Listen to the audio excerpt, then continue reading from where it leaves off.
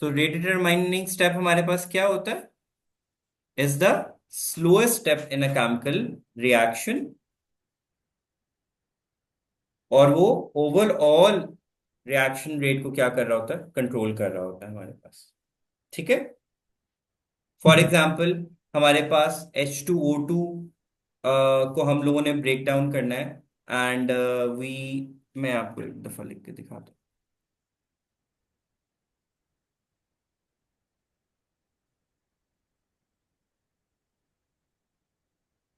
हाँ, मैंने लिख दिया। Thank you. Rate determining step is the slowest step in a chemical reaction that controls the overall rate of reaction. For example,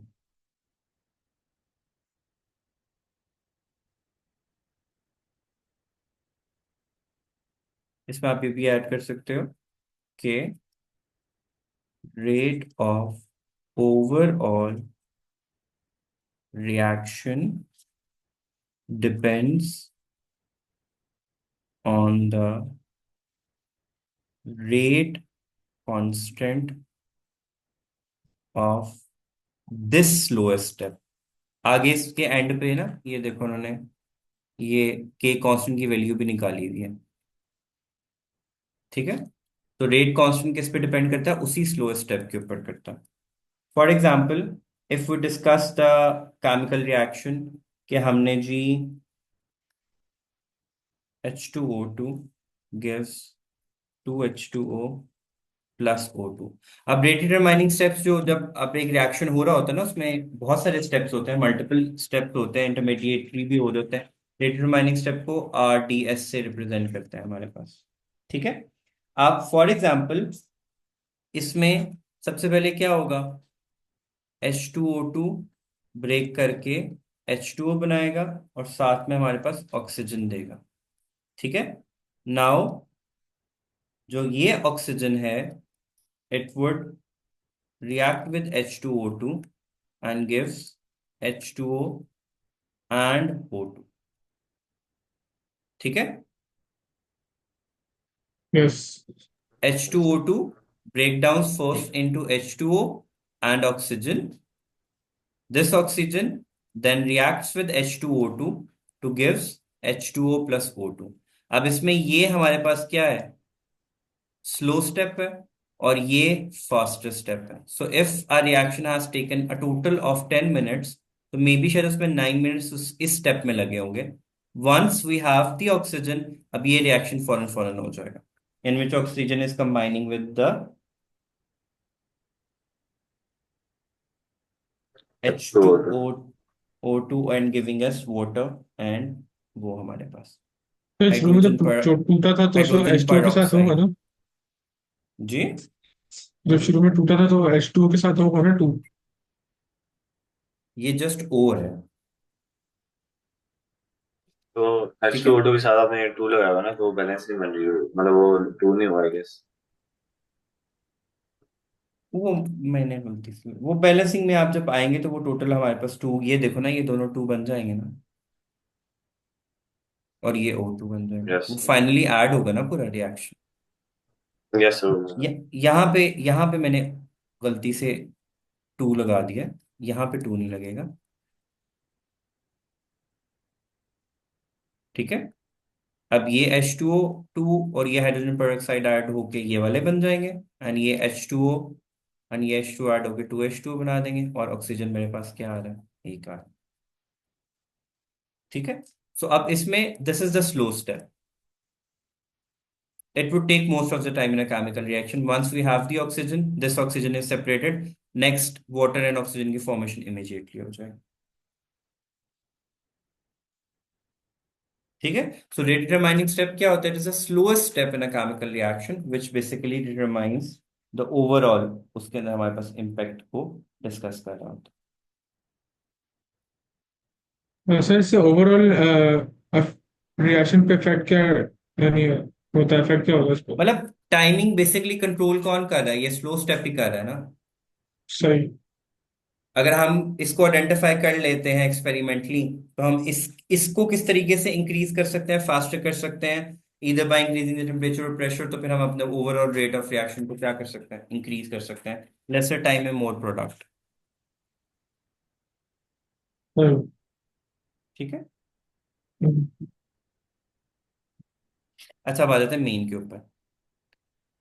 अब हम इसको discuss कर रहे थे कि this is the initial concentration with initial rate, हमारे पास ये बन रहा है, and this is the final rate जब हमने उसकी उसमें क्या कर दिया। डिनोमिनेटर में हमेशा हमारे पास इनिशियल रेट से ही वो डिवाइड हो। ठीक है। अब डिनोमिनेटर में बेसिकली वो आता है, उसकी उसकी उसकी वजह से कंसंट्रेशन रेट आता है जिसको हमने कांस्टेंट रखा हुआ होता है। जैसे हमने एनओ के केस में हमने ओजोन को कांस्टेंट रखा हुआ था, तो मैंने अगर ओजोन की कंसंट्रेशन को चेंज नहीं किया तो उसकी रेट ऑफ रिएक्शन, उसकी वजह से इनिशियल रेट क्या रहेगा, वही सेम। अब ये आ गया, ये एनओ की वैल्यू इंक्रीज करने की वजह से बना था। अब रेशो क्या आ गया, 1:2 हमारे पास आंसर आ गया। अब इस स्टेप को जरा गौर से समझना। अब देखो, यहां से हम लोगों ने जब एनओ की कंसंट्रेशन को डबल किया, तो देखो रेट के ऊपर भी क्या इफेक्ट पड़ा, वो भी क्या हो गया, डबल हो गया। Double over. It means it is directly proportional. अब या तो यहाँ पे फैक्टर हमारे पास 3 या 4 का आता, तो हम ये कह सकते थे कि फर्स्ट पावर से नहीं बल्कि सम अदर पावर के साथ वो डायरेक्टली प्रोपोर्शनल है। लेकिन देखो, जब मैंने कंसंट्रेशन को डबल किया तो रेट भी क्या हो गया, double, which double. Means it is directly proportional the first power of वो। अब इसमें देखो, जब मैंने एनओ की कंसंट्रेशन को सेम रखा, ओजोन की कंसंट्रेशन को क्या कर दिया, 1/3 कर दिया। पहले वो 9 था, अब मैंने उसको क्या कर दिया है, 3 कर दिया है। मैंने उसकी कंसंट्रेशन को रिड्यूस कर दिया बाय फैक्टर ऑफ 3।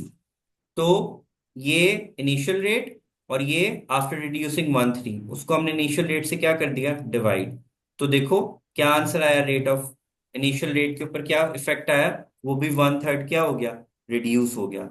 अब देखो, जब हमने इसको डबल किया तो रिएक्शन रेट भी क्या हो गया, डबल। जब मैंने इसको 1/3 किया तो रेट भी क्या हो गया हमारे पास, 1/3 हो गया। यानी दोनों की किस पावर के साथ वो डायरेक्टली प्रोपोर्शनल है, फर्स्ट पावर के साथ डायरेक्टली प्रोपोर्शनल है। तो दोनों की हम लोगों ने पावर क्या ले ली, 1। अब here's the reaction is second order. अब उसने कहा once the rate of reaction is determined experimentally, the rate constant for the reaction, rate constant के जो हमने निकाला था ना, R is equal to K to the power of ये। अब इस के को हमने फाइंड आउट करना है। ठीक है। अब रेट का आंसर हमारे पास क्या आ रहा है, 1.98। के की वैल्यू एज इट इज रह जाएगी। हमारे पास एनओ की कंसंट्रेशन क्या थी, ये। O3 की कंसंट्रेशन क्या थी, ये। इसको डिवाइड करके हमारे पास आंसर क्या आ गया, 2.2 × 10⁻⁷ moles per DM³ into second. अगर आप इन दोनों को आपस में डिवाइड करके दे, अब क्या करो, अब हमारे पास रेट क्या आ रहा है, ये। अब ये आप वैल्यूज यूज करो, देखो हमारे पास इनिशियल रेट का आंसर क्या आ रहा है, और फिर ये वाली वैल्यूज यूज करो, देखो इनिशियल रेट का आंसर क्या आ रहा है, इज इट 2.2, के कांस्टेंट की वैल्यू में कोई चेंज आ रहा है। अब 1.98 की जगह पे आप क्या पुट कर दोगे, 3.96। मैं लिख देता हूँ, आप लोग सिर्फ कैलकुलेटर में पुट करके मुझे आंसर दिखा दो। इज इक्वल्स टू के, अब उसकी कंसंट्रेशन क्या है, 2 × 10⁻⁻⁶ एंड 9 × 10⁻⁻�6। इनको यहाँ ले जाके डिवाइड कर देना। थर्ड में क्या होगा, मैं डायरेक्ट फॉर्मूला लिख देता हूँ, K is equal to 6.60 × 10⁻⁵ this is the rate reaction या रेट लॉ, या जो भी आपने इसको कहना है, rate equation, divided by NO की कंसंट्रेशन क्या है, 1 × 10⁻⁻⁶, एंड ओ की क्या है, 3 × 10⁻⁻⁶। देखो इसका क्या आंसर आ रहा है और इसका आंसर क्या आ रहा है, इसको भी मैं दूसरी तरह लिख देता हूँ ताकि बाद में, इज इट कमिंग द तो सेम, यार थर्ड सेम के आंसर आ निकाले रहा ना है। सर? रेट, हाँ, रेट कांस्टेंट की वैल्यू निकालना है इस फॉर्मूला के अकॉर्डिंगली।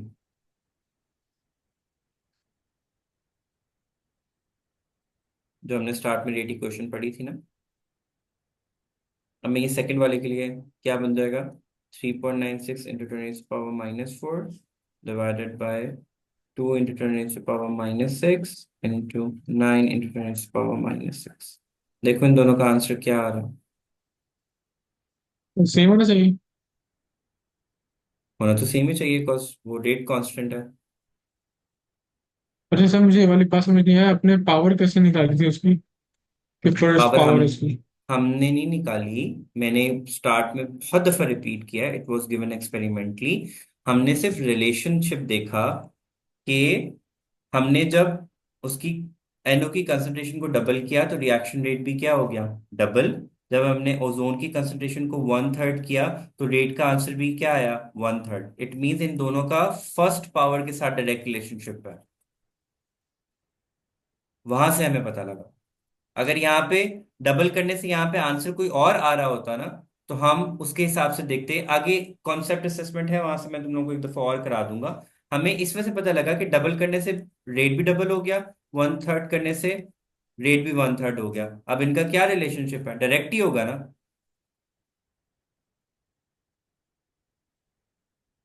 कि कोई और होगा।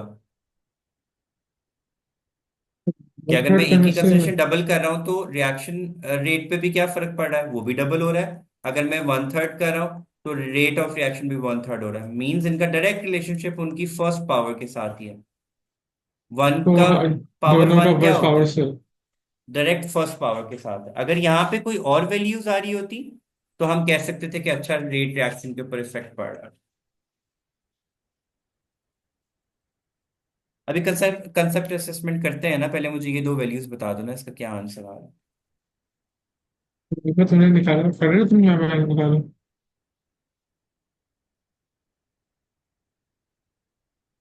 आगे टाइम। सर जो नीचे वाला है सर, थर्ड वाला, उसकी तो 22 और आगे मतलब 6 जीरोज आ रहे हैं। तो वही बन 22 गई ना million. Value, 2.2 yes into sir, वही। 10⁻⁷ ही बन गया ना। ऊपर वाले यस। की देखो क्या बन रही है, उसका भी यही आंसर आ रहा है। क्योंकि रेट कांस्टेंट है ना, वो कांस्टेंट की वैल्यू क्या रहती है, सेम। उसमें चेंज नहीं आना चाहिए।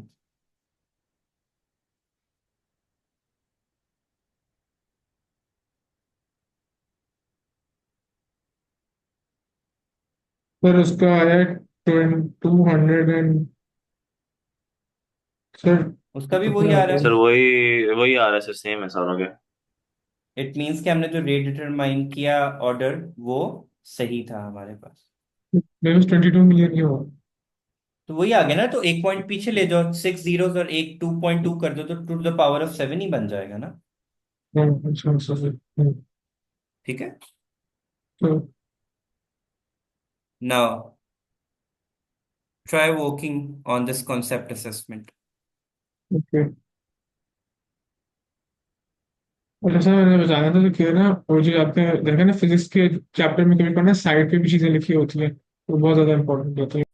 अच्छा, अब उसने ये देखो यहाँ पे रेशियो इनिशियल कंसंट्रेशन दोनों की क्या रखी हुई है, 1.0। सर वो एंड स्क्रीन Cl शेयर कर दें सर। स्क्रीन शेयर्ड ही है। नहीं हो रही सर। मेरे लिए हो रही है। It shared from my and. Sir मेरे पास भी लिख रही तो अब उसने, हमारे पास रिएक्टेंट्स कौन कौन से हैं, कार्बन मोनोऑक्साइड एंड क्लोरीन। ठीक है, गिव्स टू गिव, पता नहीं क्या बनता है, कोई नाम दिया ही होगा, एनी हाउ। अब इनिशियल कंसंट्रेशन इन दोनों की क्या थी, 1 एंड 0.1। उससे रेट ऑफ रिएक्शन क्या निकला हमारे पास, 1.29 इंटू 10⁻⁻⁹। अब उसने उसकी कंसंट्रेशन कितनी रिड्यूस कर दी है, 1/10 कर दी है। और Cl2 की कंसंट्रेशन क्या रखी है, सेम ही रखी है हमारे पास। ठीक है, हमने ऑर्डर ऑफ रिएक्शन निकालना था यहाँ से। अब वही स्टेप हम लोगों ने फॉलो अप किए कि इनिशियल रेट और जो न्यू रेट आफ्टर 1/10 था वो कितना था, 1.30 डिवाइडेड बाय जो Cl की कंसंट्रेशन सेम रखी तो उसकी वैल्यू क्या रहेगी, रेट रिएक्शन की सेम। तो आंसर क्या आ गया, 1/1/10। इसका मतलब क्या हुआ कि जब मैंने CO की कंसंट्रेशन को 1/10 रिड्यूस किया तो रिएक्शन रेट भी क्या हो गया, 1/10 रिड्यूस हो गया। ठीक है। अब अगर आप Cl2 को भी देखो तो उसने अगर 0.1 से 10 टाइम्स उसको इंक्रीज कर दिया है, ठीक है, तो रिएक्शन रेट वो एग्जैक्ट सेम वैल्यूज आ रही है। यानी हम दोनों में से किसी को भी एक लेते हैं, हमारे पास रेट ऑफ रिएक्शन पे क्या इफेक्ट पड़ना था, डायरेक्ट ही आ रहा है हमारे पास। इट मींस कि वो किससे बिलोंग कर रहा है, rate is, oh sorry, rate is proportional to the first order of carbon monoxide। ठीक है। इससे पूछा किसका हुआ है, दोनों का पूछा हुआ है, एक का पूछा हुआ है, क्या दोनों रेट के लॉ केस, लिखने के लिए तो हमें दोनों ही लिखने दो पड़ेंगे। दोनों से आंसर सेम ही आएगा ना, दोनों से कोई इफेक्ट नहीं पड़ेगा। अगर आप Cl के लिए भी लिखोगे तो पहले क्या लिखोगे आप, 1.29 टेन पे -29, उसके हम्म, अगेंस्ट उसकी वैल्यू कितनी आ रही है, 1.30 इंटू टेन पे -30 डिवाइडेड बाय CO की 1.29 इंटू टेन पर -29, और यहाँ पे 1.29 इंटू टेन पर -29, आंसर सेम ही आएगा, 1:1/10।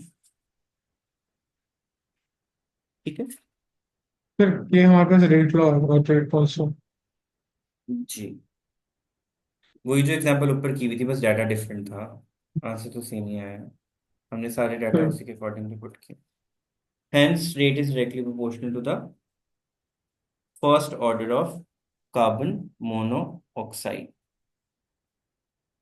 और इसकी अब देखो, how do we know it, it only depends on carbon monoxide, because इसके रेट को चेंज करने से हमारे पास रेट के ऊपर कोई इफेक्ट नहीं आया।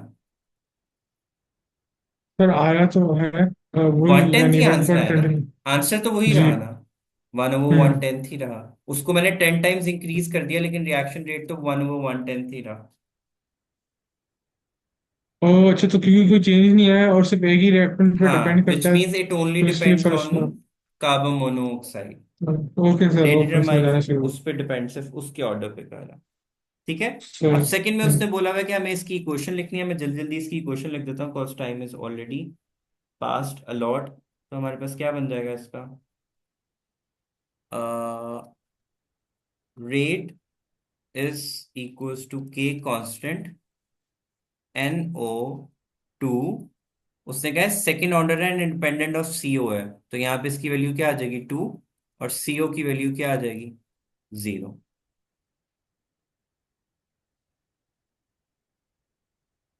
ठीक है। सर वैसे एग्जांपल नंबर 7.3 में भी ना उन्होंने के की वैल्यू नहीं निकाली, उन्होंने सिर्फ रेट निकाला, तो वही रेट तो वो तो उसने कहा था आप खुद ही डिवाइड करके देख लो कि आपके पास आंसर सेम ही रहेगा। उससे हमें डाटा भी कोई नहीं दिया हुआ कि हम जहां से हमको उसकी वैल्यू निकाल के देख सकते, जस्ट जनरली बात की हुई। एनी हाउ, ये उससे क्योंकि लिखा हुआ था कि वो second order is independent, following is a second order in NO2 and is independent of the concentration of CO। तो CO की जगह पे मैंने क्या लिख दिया, जीरो ऑर्डर, और NO2 के लिए क्या लिख दिया, 2। तो 2 + 0 क्या आ जाएगा, 2 ही आ जाएगा। So rate is proportional to second order of O, which is it is independent of the concentration of carbon monoxide। Do we understand it now? Yes sir. ठीक है।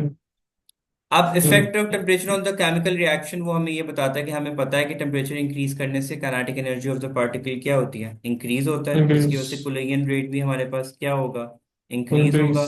जिसकी वजह से अगर कोलिजन रेट इंक्रीज हो गया तो प्रोडक्ट की रेशियो भी क्या होगी, ऑटोमेटिकली इंक्रीज इंक्रीज करेगी, जिसकी वजह से रेट इक्वेशन या रेट लॉ भी क्या होगा, हमारे पास इंक्रीज। इंक्रीज करेगा। ठीक है। सम अप उसने यही किया हुआ। बस उसने यहाँ पे की क्वेश्चन डिस्कस की हुई है कि आर्हीनियस ने effect of temperature on the reaction के लिए एक क्वेश्चन फाइंड आउट की थी, which was K is equal to A into E to the power of EA into RT। EA हमारे पास क्या है, एक्टिवेशन एनर्जी, R हमारे पास क्या होता है, जनरल गैस कांस्टेंट, T हमारे पास क्या होता है, टेम्परेचर, K हमारे पास क्या है, rate constant, rate law. A हमारे पास क्या है, आर्हीनियस कांस्टेंट। ठीक है। जी। सो अगर हम इफेक्ट चेक करें टेम्परेचर का उसके ऊपर, तो वो हमारे पास क्या होता है, डायरेक्टली प्रोपोर्शनल होता है कि it normally increases with the increase in temperature, cause according to Coulomb theory, if we increase the temperature, it would increase the kinetic energy of the particles, that in turns would increase the Coulomb rate between the reactants and would give frequency of Coulomb हमारे पास क्या हो जाएगा, increase हो जाएगा, जिसकी वजह से हमारे पास प्रोडक्ट फॉर्म होगा। लेट्स नॉट फॉरगेट कि कोलिगन थ्योरी हमें क्या बताती है, only reactants with the right activation energy और enough activation energy would collide with each other to give us the product. बाकी मैक्सवेल बोल्ट्जमैन डिस्ट्रीब्यूशन कर्व के accordingly उसने हमें दो ग्राफ बना के दिखाए हुए हैं कि अगर हम टेम्परेचर इंक्रीज करते हैं, सॉरी मैं ज्यादा नीचे आ गया, ये अब ये ग्राफ तो इतना क्लियर नहीं है, तो उसने जब टेम्परेचर को इंक्रीज किया है तो वी कैन सी दैट कि बाय इंक्रीजिंग द टेम्परेचर हमारे पास जो एक्टिवेशन एनर्जी, ये हमारे पास सेक्शन जो है, only molecules with the required activation energy are able to react. तो ये देखो हमारे पास